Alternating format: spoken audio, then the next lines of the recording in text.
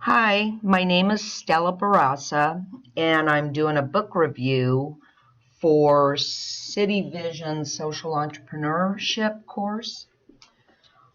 It was informative. I understood the dilemma of startups and the necessary way to go about starting a small business by targeting the customer, finding out the problem, finding the solution, deciding what was the urgent problem, and then the competition, what makes us unique, and what made us better than others. I learned how to acquire clients. I was pleased that they discussed the relationship with clients, which I feel is extremely important, who the key partners are, the fixed and variable costs. But the most important to me out of this course was getting out of the building. I learned a lot by surveying my clients, finding out their needs and their wants, what had worked for them, what had not worked for them, and how to incorporate that. And to me, by doing that, that would help me grow my business and truly understand the urgent problems of the clients, and then how to find viable solutions. The growth strategy would have been very difficult for me. I am not a financial person, but because I am a substance counselor, I understood where we get our clients, how we charge our clients, what clients have said. I'd say a good 30% of my clients come to me from other substance abuse counseling centers, and they quit treatment because of the counseling practices and the counselor. So that was extremely informative. Overall, I think it's a very, very good course. For people who are wanting to do a business startup. And I learned a lot, and I'm not really interested in starting my own business. That being said, starting at workbook 6, slide 84, our agency walks side by side with those needing help to regain a life worth living. It's to help our clients regain their self-worth and their smile, not only physically, but from their soul. Our clients have made some very poor choices, and I believe it was done due to a lack of awareness and knowledge. So we set about, myself in particular, to make them aware and make them knowledgeable, and to understand that addiction is a progression, no different than the progression of heart disease or the progression of diabetes, progression of domestic violence. That's a progression as well. Slide 85. We're all affected, one way or another, by substance abuse and addiction. It's whether families are willing to expose the secrets. It could be our uncle, our aunt, a grandparent, our best friend, our boss. We have a lot of functioning addicts in our community, and because of the social stigma and moral stigma attached to the word addiction, most people keep it quiet and in the dark and a secret. And I heard once, we're only as sick as the secrets we keep. So we set about in our group room. I kind of tease the clients. This is like the Vegas commercial. What happens here stays here. So that they feel free enough to open up and get honest and authentic about the problems in their life. Slide 86. We may know someone involved in an accident that was alcohol or drug related. We may know a family member whose substance abuse or addiction did some pretty serious damage to the family unit. We work very hard on belonging and our personal needs and our development stages while in group. And everyone has a sense of belonging. They need it. And when substance abuse or addiction takes hold of a family, that sense of belonging starts to shatter. Slide 87. Then we think about holiday work parties, family celebrations. We know the coworkers that are going to be embarrassing once they have a little too much to drink, or the whisperings at family celebrations. And of course, excuses are made, or you hear disgusted comments. All of that keeps somebody suffering from addiction in the shadows. Nobody likes to be whispered about. Nobody likes to be talked about. Slide 88. Substance abuse and addiction affects all of us, one way or another. It is still one of the most misunderstood, I believe, disorders in our society. And it's due to being judged and the loss that happens and the lack of knowing how to help somebody help themselves. Back in the 1940s, the person suffering from addiction was ostracized, demonized, or lobotomized. It was just very brutal. And one relapse, and they were kicked out of programs. Today, we wouldn't even begin to think to do that to someone suffering. We know it is a relapse disease. Slide 89. One of my most dramatic success stories,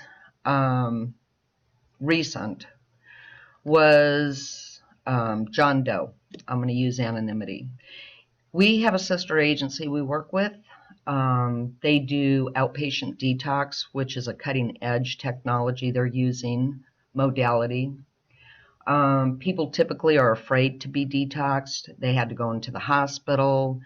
Typically, you were put in a medically induced coma and given phenobarbital due to the seizing that will kill a person withdrawing off of alcohol. So they learned that that's really not beneficial. It takes the person out of their life. They may have to work. So our sister agency does an outpatient detox. And John came to me straight from our sister agency after detox. His mother was involved. She had been worried about him. His employer got involved. And then he was arrested for a DUI. His life basically hung in the balance. And between his mom, his work, and his best friend, they found us. So we have an addictions doctor and an addictions nurse, and they were there for him throughout his detoxing process. Slide 90. When he arrived at my office, he was hurting. He was hurting mentally, he was hurting physically, spiritually, and emotionally. But he was willing to get the help he needed. He saw me 3 times a week in group session and once a week one-on-one, or individuals. And he was committed to doing whatever his treatment required of him, which I was in charge of creating. After 6 months, his willingness paid off. His whole countenance has changed. His self-worth is back. He has a thriving lifestyle. He's looking for new employment.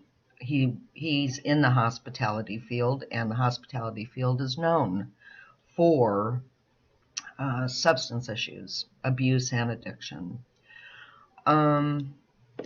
He had his driver's license reinstated, and he's moving toward the goals and dreams he had before the progression of the addiction had set in.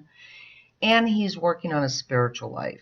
My clients who are addicted will readily admit there's a spiritual component to addiction. And call it what you will, they've seen a lot of darkness due to their addiction. And it's not something that they want to continue to experience.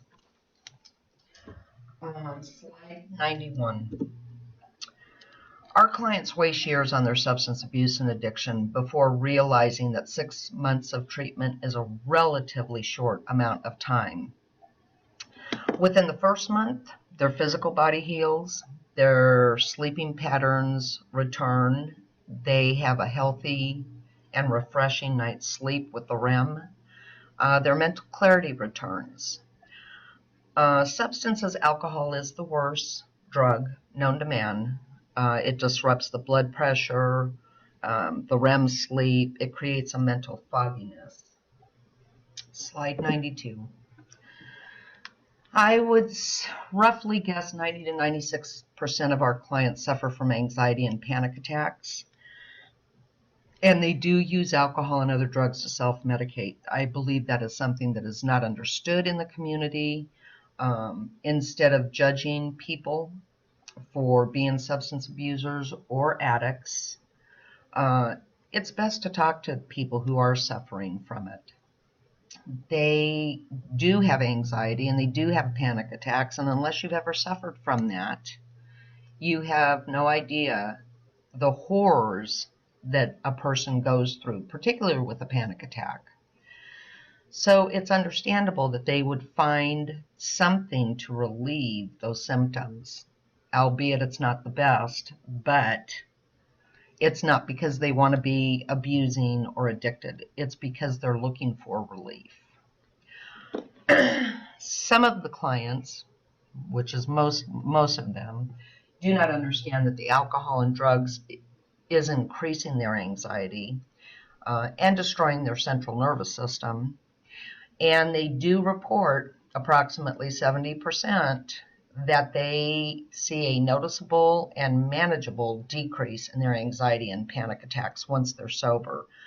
I would say roughly 20% of the clients notice that their anxiety and panic attacks quit. It lessens to almost, it's unnoticeable.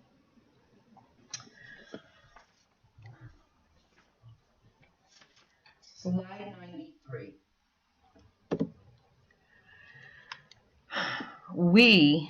Our agency takes out the stigma of substance abuse and addiction. We take out the moral issue or the lack of willpower, and instead address it as a harmful and damaging progression, literally into the pit of hell. Once again, our clients that have been addicted will readily admit that. We take them first through sobriety. They need to be clean and clear-headed. But then I always tell them, you came in for the tip of the iceberg. That's not your problem. The problem is underneath the water, and that's where we're going to go. So we work through the personal issues that led them to self-medicate. We help them learn, understand, and apply healing and healthy strategies so that they're living a thriving lifestyle versus a surviving lifestyle. Slide 94.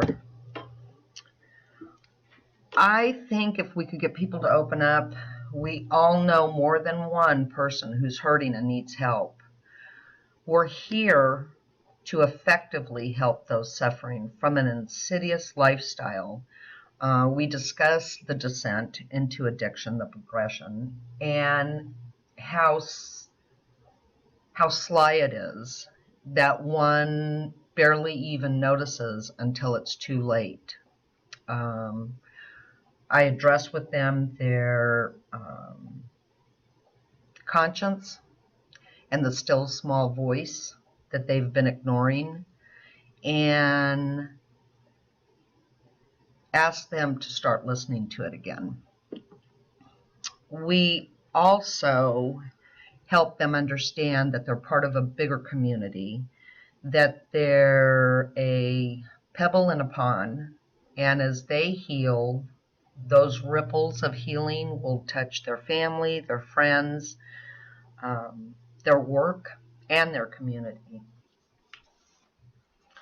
Slide 95. If I was going to be doing an elevator pitch, this is what I think I would say. I may change it up. Hi, I'm Stella Bourassa, and I've been an effective substance abuse counselor for 10 years. Our community lacks state-of-the-art substance abuse facilities for those affected by substance abuse and addiction. We are looking to expand our office due to the high demand and reaching our maximum capacity of clients.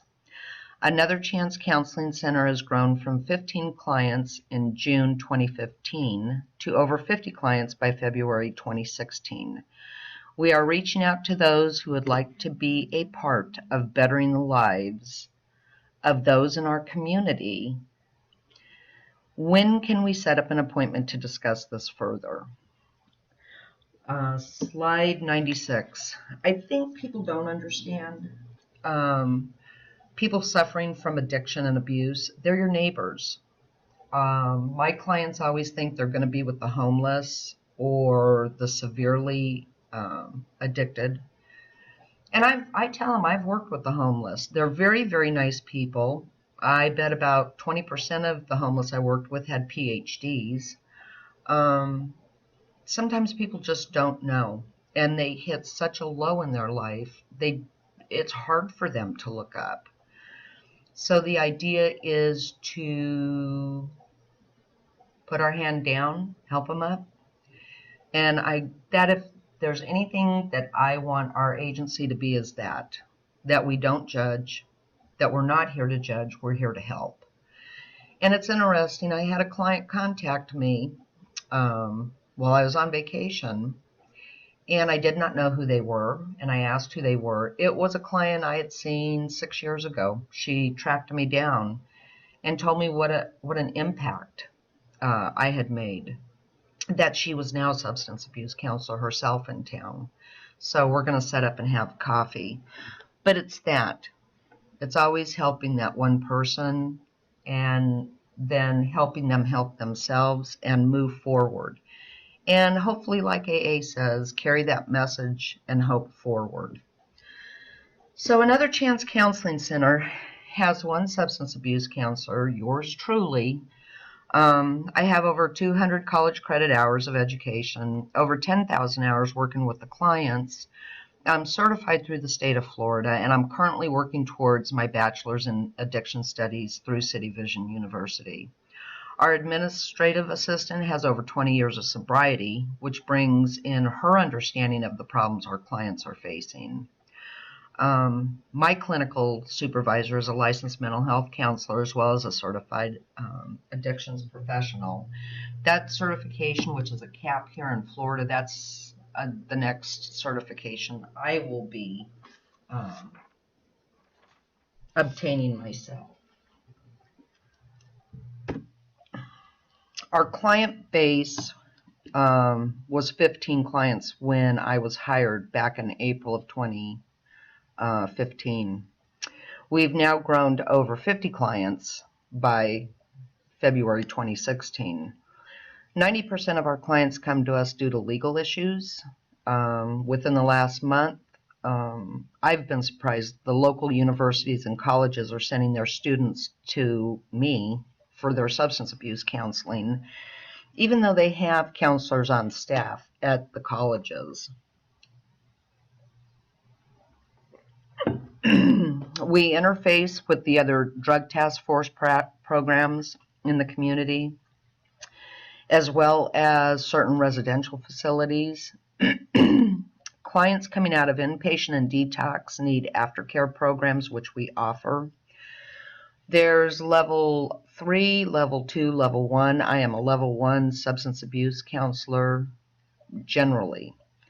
That's outpatient. Level 2 is intensive outpatient. I do have a few clients who see me at least 3 times a week, either for group or individual, and typically both. The statistics are unknown due to the moral stigma of substance abuse and addiction, but we are seeing a noticeable increase of those needing our help via our appointment schedules.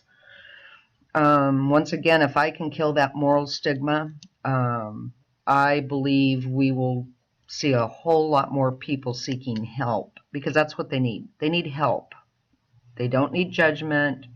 They need help, and they need hope. Slide 98.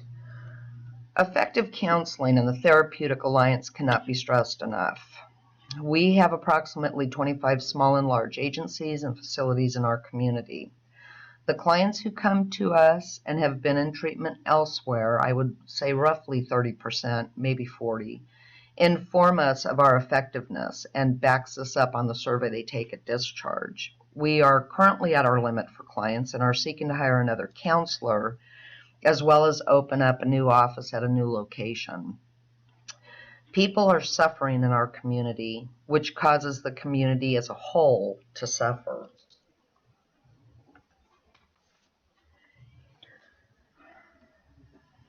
Slide 99. We are interfacing with approximately 3 other residential facilities that offer effective treatment and have a strong therapeutic alliance with their clients. When it comes to this therapeutic alliance, once again, it cannot be stressed enough. The clients need to be able to trust the counselor or the therapist. They need to be able to open up. They need to share their secrets, which they've kept hidden for quite a number of years, and feel that they're going to be heard, understood, with pretty clear boundaries and a firm direction and a firm understanding from the counselor that though the counselor understands, they need to change. There's a lot of change that needs to happen in their life. We do refer our clients to higher levels of care, which is to these 3 residential facilities, and in turn they refer their clients needing aftercare to us. We are in compliance with the state agencies who refer to us. We sit over DCF, Department of Children and Families, are the ones who license us. And then we also work with Florida Safety Council, which sends DUI arrest to us. And then we work with the probation departments, Osceola, Seminole, Orange County. And we do get some from Lake County and the surrounding counties. We attend conferences and seminars, both to gain knowledge and education, as well as exchanging business information for referrals. Slide 100. Our agency and sister agency offer individuals level 1, level 2, level 3 counseling, group sessions, drug screens, outpatient detox, medical intervention by our addictions doctor and nurse, including medication and chelation treatments. Chelation, if you're not familiar with it, it's an IV. It is to put in minerals and vitamins that the body has been depleted of due to the addiction. And we accept most insurances. Slide 101. Our owner and clinical director meet with other residential agencies to form a business alliance based on a referral system based on quality of services and staff. Our clinical director has weekly podcasts to help the community. We're an approved provider for the Florida Safety Council. We've recently become a provider for the University of Central Florida and Rollins College, which I've asked clients how they even heard of us. We have a website and attend community functions, and our primary growth, I would say, comes from word of mouth by those that we have helped. Slide 102. We currently have 3 investors with over probably 75 years of successful business ownership. Our third investor is a silent partner.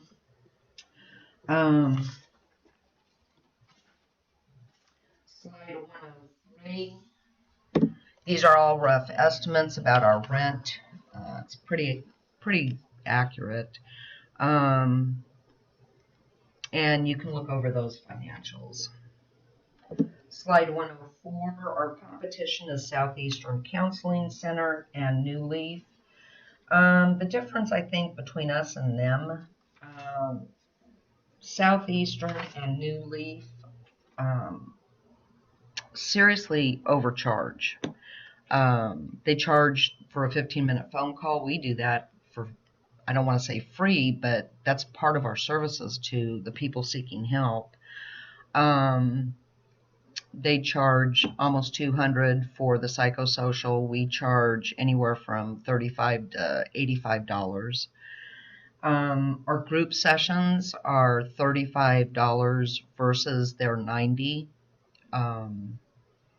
And we are open on Saturday for those who cannot afford to take time off of work. These other offices charge for weekend visits, which we don't do. Slide 105, funding. If I was going to open up my own business, I would seek a $100,000 loan at a 3% interest rate. This would help establish my office with the furniture, the computer, the fax, the phone, and office supplies. It would pay for the first 9 to 12 months of rent, utility, and staff until I am established in the community, and the revenue generated will sustain the business. When it comes to opening up a office for the Florida Safety Council and DCF, you have to have a minimum amount of clients and sustain that for 3 months. That's very difficult until you get on the Florida Safety Council provider list. So that would be more than enough to sustain the business until my clientele was up. And I increased clientele within 6 months from 15 to 50 clients. And like I said, we're maxed out, and DCF won't allow anything over 50 clients per counselor. Key concepts on slide 106. Getting out of the building was the one thing I took away from this course, and is the one thing I would do starting a business. It's imperative to talk to those who would be using one's product. They're the ones that help one better their product, redefine it, and ultimately use it and tell others about it. Slide 107. The business owners or the marketing team is probably another great piece of advice. I know our owners do get out. They're the ones who get out of the building with our clinical supervisor, and they're the ones with the vision and the passion. They're also the ones able to pivot and make decisions or change decisions based on input from the community.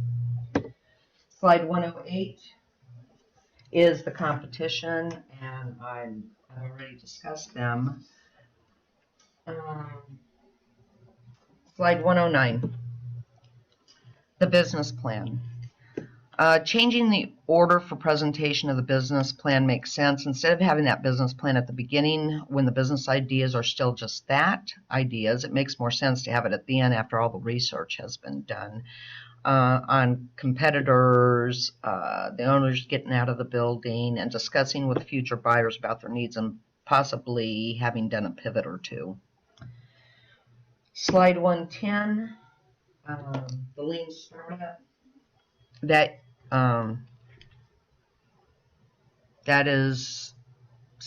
It's just a common sense approach. It's realistic. It's a viable business model.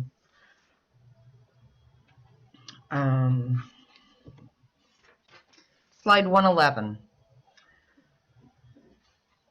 The vision is we're the ones on the front lines of saving your life or the lives of those you love. That cannot be stressed enough. We're seeing a lot of our young people die of heroin overdoses, pill overdoses, the mixing of cocaine and alcohol, which will literally explode your heart. And these are the things that we share with the clients, not to scare them, not to do any of that, but to just state the facts. And most of the clients do know somebody who is close to them or was a close friend of a close friend who did die.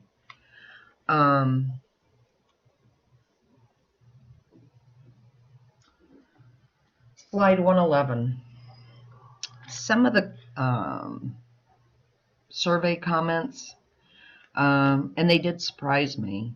The counseling you have provided brought mindfulness and awareness into my life to consider all things before I speak or act out. I would recommend Another Chance Counseling Center.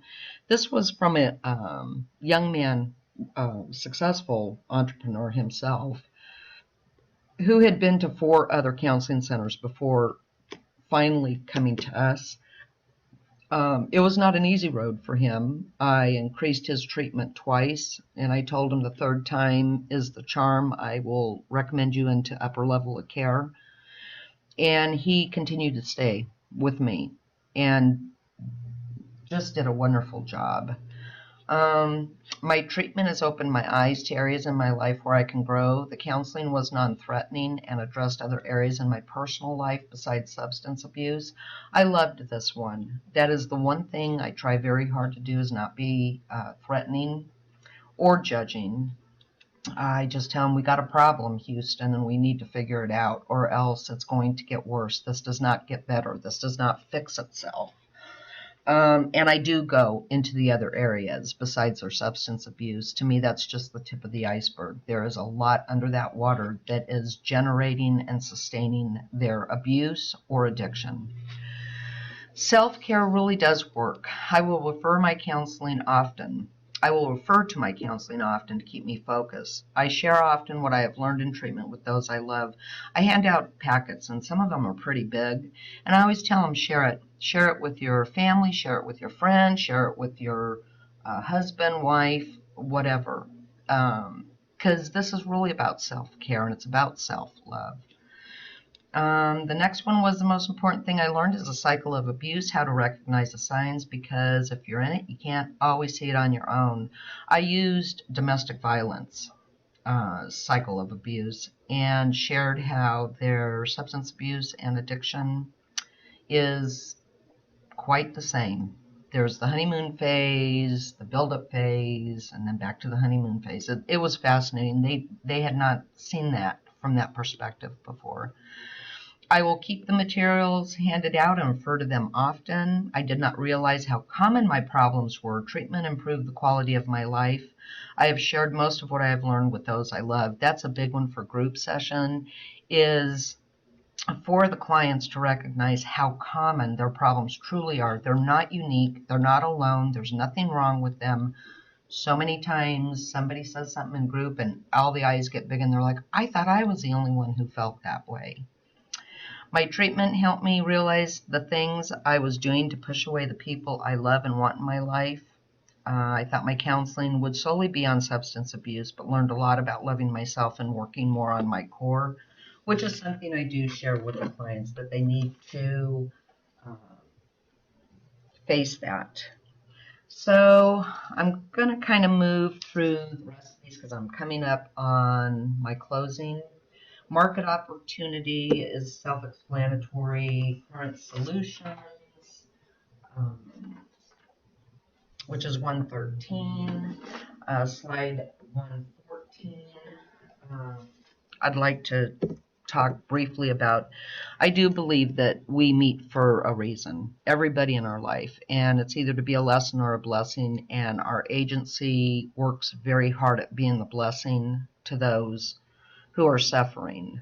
And I always tell my clients, I'm kind of glad they got popped. They're wonderful people. I would have never met them. I don't drink. I don't hang out in that kind of environment. but they're just really wonderful, and I hope that we can bless them as much as they bless us. Slide 115 is pretty self-explanatory. 116 is as well. 117, 118, 119,